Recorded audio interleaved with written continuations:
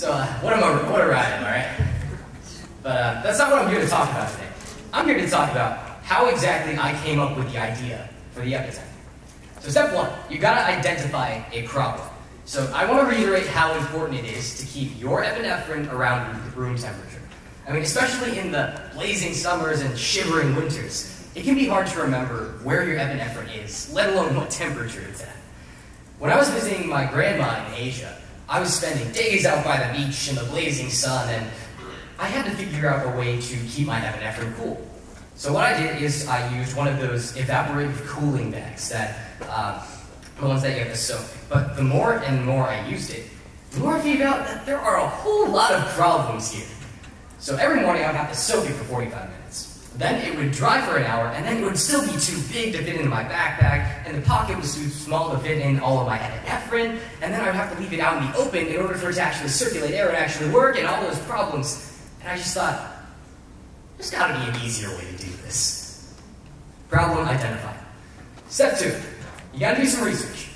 Now, the first thing I did once I realized that, I want to fix this problem, I started researching ways that vaccines and other medicines were transported across developing countries where electricity was not as common and where there was rough terrain. For example, in Africa, vaccines have to be transported from point A to point B, across savannas, across deserts where there's little electricity, but you still have to keep the medicines actually refrigerated. And what I found that there is a big market for PCMs, or phase change materials, which are used to transport them safely at the right temperature. And I did a little bit more research into PCMs, and I found that they're super successful in a wide variety of fields. Like I mentioned on Friday, they're used in cooling vests for firefighters and soldiers. They're used to preserve perishable foods when they're being delivered to underserved areas. They're used to transport medicines, especially. I also found a couple of other ways that might work to regulate the temperature. And so in order to weed them out, I had to go to step 3. Make an experiment. So what I did was I spent 3 hours in the blazing Oklahoma sun, and I tested a couple of different materials. I tested one vacuum-sealed thermos, one neoprene bag, one nylon bag, and a couple of different formulations of PCM plus neoprene. And what I found was the pack that maintained the required range of epinephrine for the longest amount of time was one layer of neoprene plus PCM inserts. So there we go. We've got the product we want to move forward with. On to step 4. You gotta make a prototype. So the prototype I made was made out of a bunch of stuff I had lying around my house, right? Like sports bags, an old water bottle holder, a couple of PCMs that I ordered online, and a little bit of extra Velcro I had. And so it kind of exemplifies the perfect idea of a rough draft, right? It was not pretty, it was not perfect, but it worked. I got to test that out over summer camp, where I took it, and even though it did not look good, it was kind of bulky, by golly, that thing kept my epinephrine at the right temperature all day during summer. So the important part is that I was able to test it. So the final step is to finalize your product and design. So this is where all that fun stuff comes in, right? You get to think about what color you're going to make it, what's the design going to be, what kind of sizes are you going to serve. But there's also got to be some logistical things you have to consider too. Am I going to find a business partner, or am I going to try to rough it out alone? Am I going to sell this online? Am I going to sell it in stores? Where's my manufacturer going to be? Where am I going to get the materials? Like, what cost is this going to have? And even though that sounds kind of boring to think about, that's probably one of the most important parts of the entire process. Because that's how you're going to get your product to the people who need it.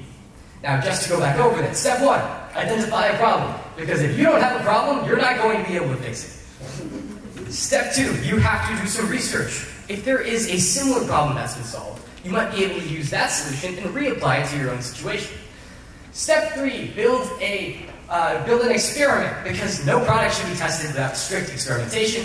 Step 4 is to build a prototype, because you need to make it out of whatever you can. And the important thing, no matter what it looks like, no matter what it feels like, is that it works. That's the important thing. And step 5 is finalizing it so that you can actually distribute your products to the people who need it most. But building a product isn't the only way that you can help change the world. All of you, whenever you talk to a restaurant manager and explain about cross-contact or explain about how to keep a food allergic person safe, you're making that restaurant a little bit safer for the next food allergic person who comes in.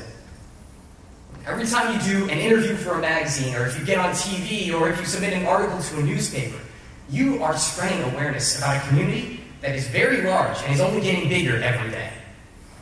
Every time you talk to a legislator, you might be educating someone about a food allergic community that up until that point they didn't even know existed yet. Every time you celebrate Food Allergy Awareness Week, or tell one of your friends about an upcoming fair walk in your town, you're spreading awareness to the very people who are really needed to help you get through this.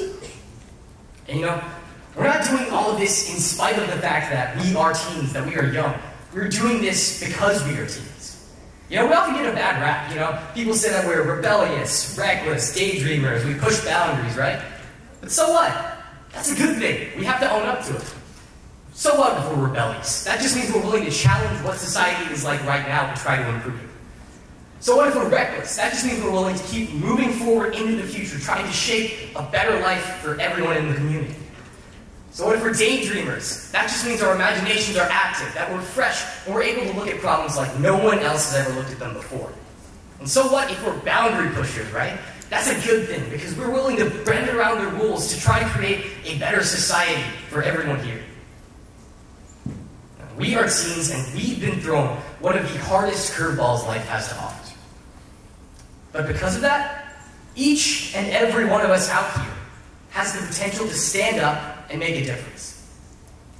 So, if you want to talk to someone who's just as crazy as you are, my name's Mandanas. Reach out to me, and I'll be there. I just want to say thank you so much to FAIR for holding this incredible event, and for everything you do for us. And especially to all of the parents out there who have bent over backwards to keep us safe. But now, it's your turn. And mine, but you get my meaning. So thank you very much. It's been a wonderful experience being here.